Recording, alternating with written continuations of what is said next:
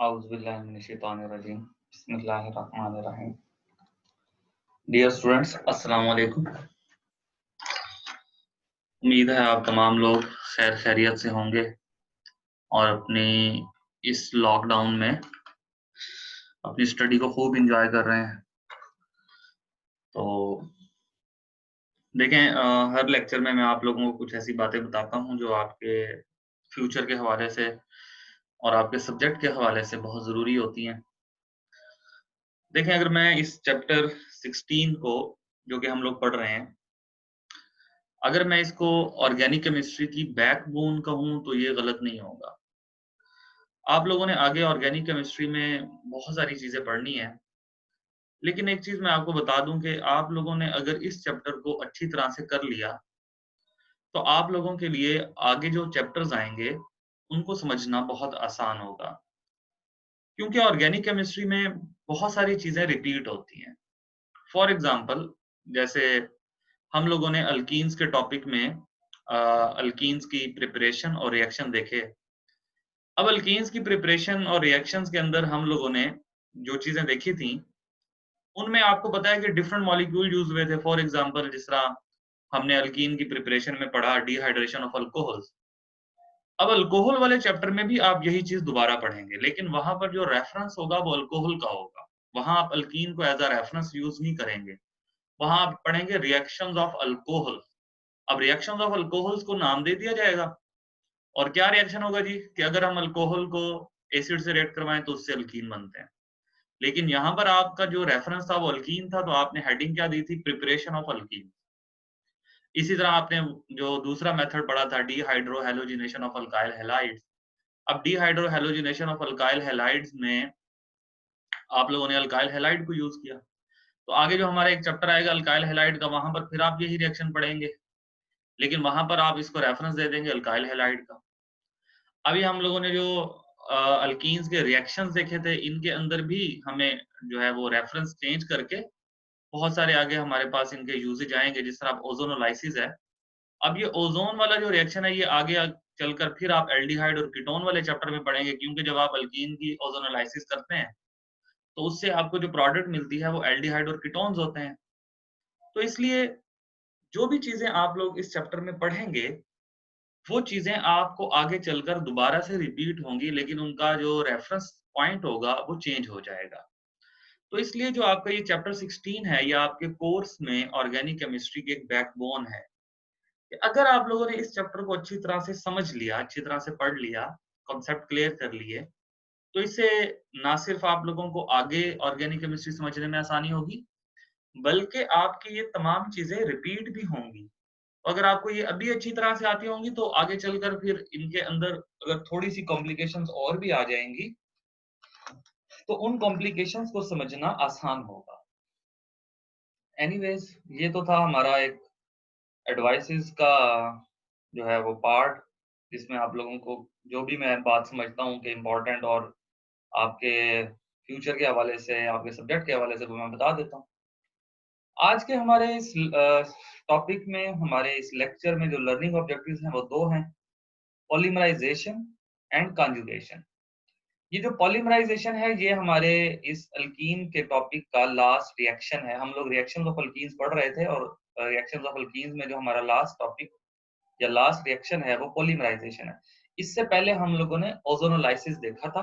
ओज़ोनोलाइसिस मैं फिर रिपीट कर देता हूँ कि रिएक्शन विद ओज़ोन, और जब ओज़ोन से रिएक्ट करवाते हैं तो जो प्रोडक्ट्स होती हैं वो एल्डिहाइड्स और कीटोन्स होते हैं। एनीवेज़, हम अपनी इन दोनों टॉपिक्स को बारी-बारी देखेंगे। फर्स्ट ऑफ ऑल हमारे पास है जी पॉलीमराइज़ेशन। देखिए, पॉलीमराइज़ेशन का लफ्ज़ आप लोगों ने पहले भी सुना होगा। पॉलीमर हम कहते हैं एक बहुत बड़े मॉलिक्यूल को। पॉली का मतलब होता है मैनी। अगर मैं इस अ, वर्ड को एक्सप्लेन करूँ, पॉली इसका मतलब होता है मैनी, और मर का मतलब जो होता है ना, ये होता है यूनिट। यूनिट, ठीक है? तो ऐसा मॉलिक्यूल जिसमें बहुत सारे यूनिट इकट्ठे हो जाते हैं, उस मॉलिक्यूल को पॉलीमर कहते हैं, और इस फिनोमिना को पॉलीमराइजेशन, ये जो आगे हम ऐड करते हैं, ये फिनोमिना के लिए होता है। तो क्या है इसकी डेफिनेशन कि स्मॉल ऑर्गेनिक मॉलिक्यूल जिनको मोनोमर्स भी कहते हैं, ये है मोनोमर्स। मोनो का मतलब होता है one, mono mean one, mer mean unit, तो वन यूनिट या सिंगल यूनिट, ठीक है, attach together to form large molecules called polymer. तो ये तो पॉलीमर की definition, and this phenomena is called polymerization. अब हमारे पास इसकी एक एग्जांपल बहुत ज्यादा रिपोर्ट की जाती है। अच्छा, ये पॉलीमर्स का एक पूरा हमारे पास चैप्टर आएगा इंडस्ट्रियल केमिस्ट्री के अंदर, हम इस टॉपिक को बहुत ज्यादा डिटेल में देखेंगे। अभी मैं आप लोगों को उसके हवाले से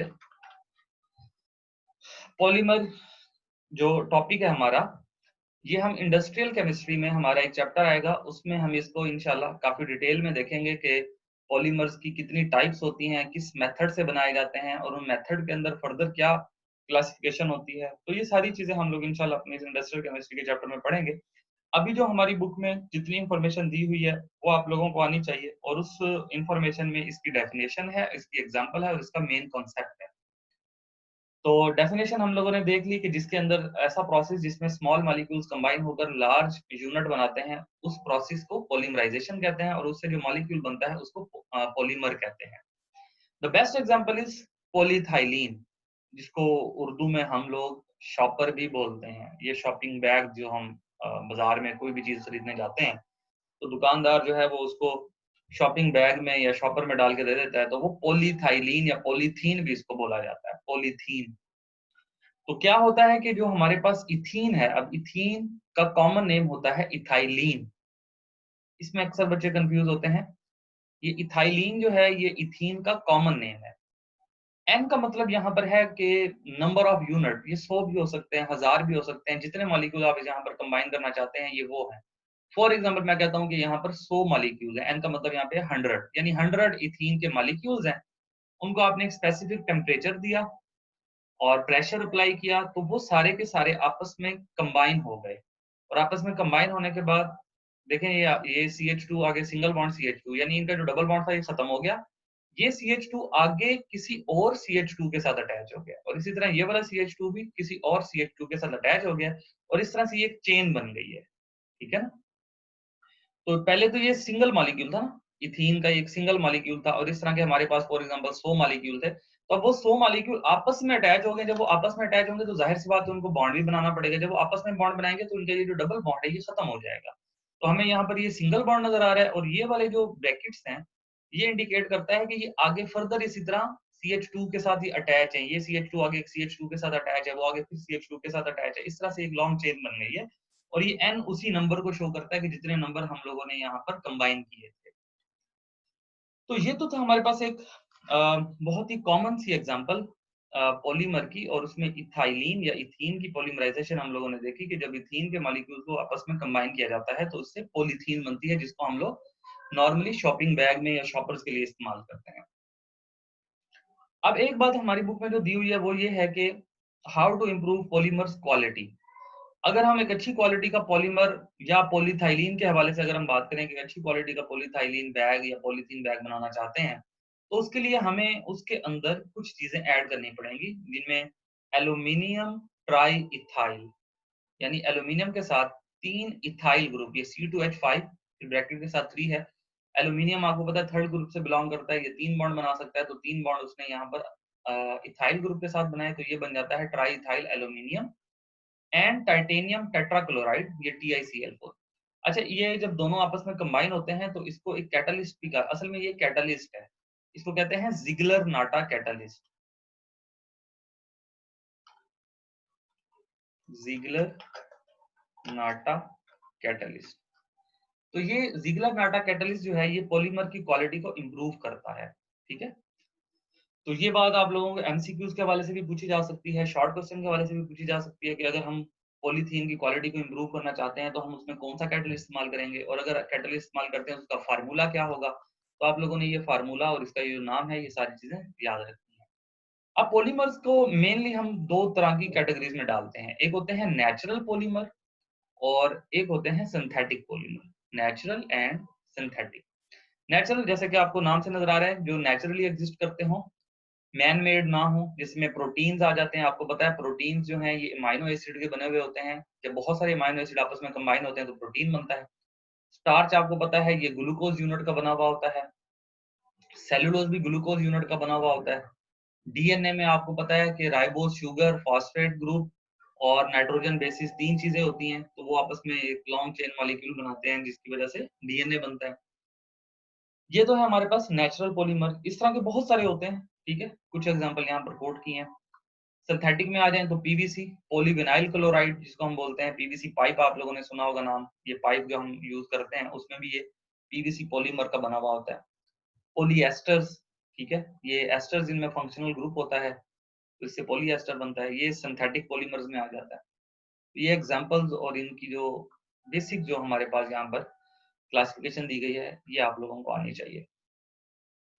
तो जी बड़ा ही सिंपल सा रिएक्शन था पॉलीमराइजेशन, के स्मॉल यूनिट का कंबाइन होकर लार्ज यूनिट बनाना, और उसमें हमने एग्जांपल देखी थी पॉलीथीन की। ये आपको एग्जांपल आनी चाहिए और ये वाली इंफॉर्मेशन। अब हमारे पास नेक्स्ट हमारा एक टॉपिक है कंजुगेशन। देखिए कंजुगेशन का नाम आप लोगों ने पहले भी सुना, मैं एक्सप्लेन करता रहता हूँ इसको। तो इसके अंदर जो इसकी बेसिक कॉन्सेप्ट है वो ये है, pi bonds eight alternate position. कि अगर अल्टरनेट पोजीशन पर पाई बॉन्ड आ जाएं तो हम उस सिस्टम को कंजुगेटेड सिस्टम कह देते हैं, और हम ये कहते हैं कि वो जो पाई बॉन्ड है, वो जो डबल बॉन्ड है, वो एक दूसरे की कंजुगेशन में है। In conjugation electrons delocalised. ये जो लफ्ज है डीलोकलाइज्ड, इसका भी आप लोगों को पता होना चाहिए। देखो लोकलाइज्ड का मतलब होता है फिक्स्ड। अगर डी का लफ्ज लगा देंगे तो इसका मतलब है जो फिक्स्ड ना हो। ऐसे इलेक्ट्रॉन्स जिनकी पोजीशन फिक्स ना हो, उन इलेक्ट्रॉन्स को डीलोकलाइज्ड इलेक्ट्रॉन्स कहते हैं। The electrons whose positions are not fixed, they can move freely। ऐसे इलेक्ट्रॉन जो फ्रीली मूव कर सकते हो, जैसा कि आप बेंजीन में देखते हैं। बेंजीन के अंदर आप लोगों ने देखा था कि वो जो उसके अंदर डबल बॉन्ड्स होते हैं वो मूव करते रहते हैं। उन मूव करने वाले इलेक्ट्रॉन्स को डीलोकलाइज्ड इलेक्ट्रॉन्स कहते हैं, जिनकी एक जगह नहीं होती, ठीक है। तो अब मैं इसकी कंजुगेशन की एग्जांपल्स मैं दूंगा आपको डाई ईन्स के साथ। डाई का मतलब दो, ईन का मतलब डबल बॉन्ड। डाई ईन्स के मैं इसे समझाना थोड़ा आसान होता है तो इसलिए मैं डाई ईन से इसको समझाता हूँ। देखिए 3 तरह के सिस्टम्स होते हैं। एक होती है आइसोलेटेड, एक कंजुगेटेड और एक कम्युलेटेड। आइसोलेटेड का मतलब होता है सेपरेट। अगर हम इस डबल बॉन्ड को देखें, जो आपको यहाँ पर नजर आ रहा है, ये डबल बॉन्ड है, फिर सिंगल बॉन्ड है और देन सिंगल बॉन्ड है, ठीक है, और फिर डबल बॉन्ड है। तो ये डबल बॉन्ड अगर इधर मूव करता है तो इसकी नेक्स्ट पोजीशन पर डबल बॉन्ड नहीं है, तो इसका मतलब है ये एक दूसरे से अलग हैं, आइसोलेट हैं। तो ऐसे डबल बॉन्ड, ऐसे पाई बॉन्ड्स जहां पर जो वो एक दूसरे की कंजुगेशन में ना हो, अल्टरनेट पोजीशन पर ना हो, उनको हम आइसोलेटेड कहते हैं। इसी तरह एक होता है कंजुगेटेड। कंजुगेटेड मैं एक्सप्लेन कर चुका हूं, ये आप देख सकते हैं, ये डबल बॉन्ड है, इसके बाद ये सिंगल बॉन्ड, फिर डबल बॉन्ड। या दूसरे लफ्जों में ये sp2 कार्बन है, ये वाली जो कार्बन है ये sp2 है, और ये वाली कार्बन भी sp2 है, ये भी sp2 है, ये भी sp2 है, तमाम sp2 कार्बन है। लेकिन अगर हम यहाँ पर देखें तो ये वाली कार्बन sp2 है, ये भी sp2 है, ये sp3 है। This carbon is sp3। अब मैं हाइब्रिडाइजेशन पढ़ाने वाला नहीं हूँ कि मैं अब यहाँ पर बैठकर सारी वो हाइब्रिडाइजेशन रिपीट करूँ। तो हाइब्रिडाइजेशन आप लोगों ने फर्स्ट ईयर में पढ़ी थी। मैं सिर्फ आप लोगों को उसका रूल बता देता हूँ कि जब आप किसी एटम की हाइब्रिडाइजेशन चेक करना चाहते हैं तो उसके अंदर फार्मूला होता है number of atoms plus lone pair. तो आपको यहाँ पर जो कार्बन नजर आ रहे हैं, आप इनके साथ एटम्स काउंट कर लें, क्योंकि लोन पेयर तो कार्बन के पास होता नहीं है। तो अगर एटम 4 है तो sp3 होगी, अगर एटम 3 है तो sp2 होगी। तो आप ये काउंट करके खुद देख लीजिएगा कि ये जो मैंने आपको हाइब्रिडाइजेशन बताई है क्या ये जस्टिफाई होती है या नहीं होती। और एक होता है कैम्युलेटेड। कैम्युलेटेड का मतलब होता है जब डबल बॉन्ड इकट्ठे आ जाए, जिस तरह ये कार्बन है, ये इस साइड पर भी डबल बॉन्ड बना रहा है, इस साइड पर भी डबल बॉन्ड बना रहा है, तो इसको कहते हैं कैम्युलेटेड। या इसको एक और नाम दिया जाता है अलीन्स। इसको मैं यहाँ पर नाम दे रहा हूँ अलीन्स। अलीन्स भी कहा जाता है, जैसे अल्कीन में यहाँ के आ जाता है ना, तो यहाँ पर डबल एल है, अलीन्स। कैम्युलेटेड alkenes are also called allenes. तो ये हमारे पास 3 तरह के सिस्टम है, ये आप लोगों ने ध्यान में रखने, बहुत आसान है, इजी है, सिंपल है। आइसोलेटेड जिसमें एक दूसरे से अलग अलग होंगे डबल बॉन्ड, या दरमियान में sp3 सेंटर आ जाएगा। कॉन्जुगेटेड वो होंगे जिनमें अल्टरनेट पोजीशन पर डबल बॉन्ड आ जाएंगे। और क्यूमुलेटेड वो होंगे जब दो डबल बॉन्ड इकट्ठे आ जाएंगे। अब हम चलते हैं इनकी फर्दर ये जिस तरह से मैं एक्सप्लेन कर रहा था, कैम्युलेटेड क्या है जी, pi bond are adjacent. Adjacent का मतलब है बिल्कुल साथ साथ, ये कार्बन है, ये इधर भी डबल बॉन्ड बना रहा है, यहाँ भी डबल बॉन्ड बना रहा है, दरमियान में कोई डिस्टेंस नहीं है। Conjugated pi bonds are separated by exactly one single bond. तो ये double bond, single bond, double bond, single bond. And isolated pi bonds are separated by any distance greater than one single bond. तो ये एक से ज्यादा single bond इनमें आ जाते हैं, ये सिंगल बॉन्ड फिर डबल बॉन्ड, एक दूसरे से ये दूर हो गए तो ये आइसोलेटेड हो गए। अगर हम इनके ऑर्बिटल्स के हवाले से देखें, इसकी डिटेल में जाने की जरूरत नहीं है, ये डायग्राम सिर्फ आप लोगों को समझाने के लिए, ये बुक में भी इस तरह से बनाई गई हैं, तो ये सिर्फ आपको समझाने के लिए, कॉन्सेप्ट देने के लिए कि इनमें जो ऑर्बिटल जो डिफरेंस हमें देखने में मिलता है वो किस तरह का होता है। पहले मैं इसको एक्सप्लेन करता हूँ। देखें, आइसोलेटेड में क्या है कि यहाँ एक पाई बॉन्ड है, ये रेड लूप शो कर रही है कि ये इनका प्लेन ये है, पी वाई, दोनों पी वाई प्लेन में है, और ये वाला जो डबल बॉन्ड था ये भी पी वाई प्लेन में था, लेकिन दरमियान में sp3 सेंटर आ गया, तो ये डिस्कनेक्ट हो गए एक दूसरे से। अगर यहाँ पर भी कोई डबल बॉन्ड होता ना, तो यहाँ एक लूप आ जाती इसी तरह से, जैसे यहाँ पे नजर आ रही है कॉन्जुगेटेड में। कॉन्जुगेटेड में क्या था, यहाँ डबल बॉन्ड था, तो ये उन्होंने एक लूप शो किया है, ये दोनों पी वाई हैं। और इसी तरह अल्टरनेट पोजीशन पर जो अगले दो कार्बन थे, उन्होंने भी डबल बॉन्ड बनाया, तो उनकी भी पी वाई है। तो यहाँ बात ये बताना चाहते हैं कि देखें, जो कॉन्जुगेशन होती है उसमें जो बॉन्ड मूव कर रहे होते हैं वो एक ही प्लेन में होते हैं। अगर एक जो बॉन्ड है ये पी वाई के साथ है, तो अगला बॉन्ड भी कार्बन कार्बन का जो होगा वो पी वाई के साथ होगा। ऐसा नहीं होगा कि अगला बॉन्ड जो होगा वो पी जेड और पी जेड के साथ बन जाएगा, जैसा कि यहाँ पे होता है। देखिए कैम्युलेटेड में ये होता है, मैं इसको यहाँ से एक्सप्लेन करता हूँ। अगर ये जो कार्बन है और ये जो कार्बन है, इनका ये एक डबल बॉन्ड है, ये पी वाई के साथ, इसने अपना पी वाई इस्तेमाल किया, इसने भी अपना पी वाई इस्तेमाल किया। अब ये कार्बन इस कार्बन के साथ जब डबल बॉन्ड बनाएगा तो अपना पी वाई इस्तेमाल नहीं करेगा, क्योंकि इसका पी वाई तो इसके साथ इस्तेमाल हो गया। ये अब अपना इस्तेमाल करेगा पी जेड, और उसकी जो डायरेक्शन है वो आपको पता है इस तरह से होती है, तो ये कार्बन भी अपना पी जेड इस्तेमाल करेगा। तो अब उसको शो कैसे किया गया है यहाँ पे, कि इन दो कार्बन ने एक दूसरे के साथ पी वाई बॉन्ड बनाया, लेकिन इस कार्बन ने जब इस कार्बन से बॉन्ड बनाया तो उसको अपना पीजेड इस्तेमाल करना पड़ा। तो इससे हुआ क्या, इससे ये हुआ कि इस पाई बॉन्ड की और इस पाई बॉन्ड के प्लेन में फर्क आ गया, ये एक ही प्लेन में नहीं है, और एक प्लेन में ना होने की वजह से ये भी मूव नहीं कर सकते। यानी ऐसा नहीं है कि ये वाला जो बॉन्ड है ये मूव कर सकता है, ये वाला बॉन्ड मूव करके इधर आ जाए और ये आगे चला जाए, ऐसा नहीं होगा, इधर भी मूवमेंट नहीं होती, और ये इलेक्ट्रॉन लोकलाइज्ड होते हैं, ये डीलोकलाइज नहीं होते। तो ये कॉन्सेप्चुअल पॉइंट था इसका ऑर्बिटल डायग्राम के हवाले से। मैं फिर एक्सप्लेन कर देता हूँ, इसको जरा अच्छी तरह समझ लें कि जब भी कॉन्जुगेशन होती है तो कॉन्जुगेशन में जो बॉन्ड मूव करते हैं उनके मूव करने की वजह ये होती है कि वो जो बॉन्ड्स होते हैं वो सेम प्लेन में होते हैं, कि एक कार्बन दूसरे कार्बन के साथ अगर पी वाई से बॉन्ड बना रहा है तो आगे जो उनके बॉन्ड पड़ा होगा वो भी इसी प्लेन में होगा। ऐसा नहीं होगा कि अगले दो जो कार्बन होंगे वो पी जेड वाला बॉन्ड बना रहे होंगे। और आइसोलेटेड में होता तो सेम प्लेन में है कि अगर एक कार्बन ने पी वाई इस्तेमाल किया, नेक्स्ट ने भी, लेकिन दरमियान में वो डिस्कनेक्शन आ जाती है, वो sp3 सेंटर आने की वजह से अब वो मूव नहीं कर सकते, क्योंकि दरमियान में कोई ऑर्बिटल नहीं है। ऑर्बिटल अगर यहाँ पर होता तो ये मूव कर सकते थे। कम्युलेटेड में भी मूवमेंट इसलिए नहीं होती क्योंकि जब एक बॉन्ड मूव करता है तो उसके आगे जो बॉन्ड होता है वो उनके उस प्लेन में नहीं होता। जिस तरह यहाँ में हमने देखा कि ये वाला जो बॉन्ड था, ये कार्बन ने अपना पी वाई इस्तेमाल किया, दूसरे ने भी पी वाई इस्तेमाल किया, लेकिन जो उससे नेक्स्ट कार्बन था उसने अपना पी जेड इस्तेमाल किया, तो इसलिए ये जो प्लेन था वो बिल्कुल चेंज हो गया, इसलिए यहाँ पर भी मूवमेंट नहीं होगी। अब मैं अगर इनकी स्टेबिलिटी के हवाले से बताऊं तो याद रखें, जो सबसे ज्यादा स्टेबल होता है वो ये कंजुगेटेड होता है। These are most stable. और दूसरे नंबर पर होते हैं आइसोलेटेड, लेस स्टेबल। कंजुगेटेड से कम स्टेबल होते हैं, लेकिन कैम्युलेटेड से ज्यादा स्टेबल होते हैं। जो सबसे कम स्टेबल होते हैं वो कैम्युलेटेड होते हैं, लीस्ट स्टेबल।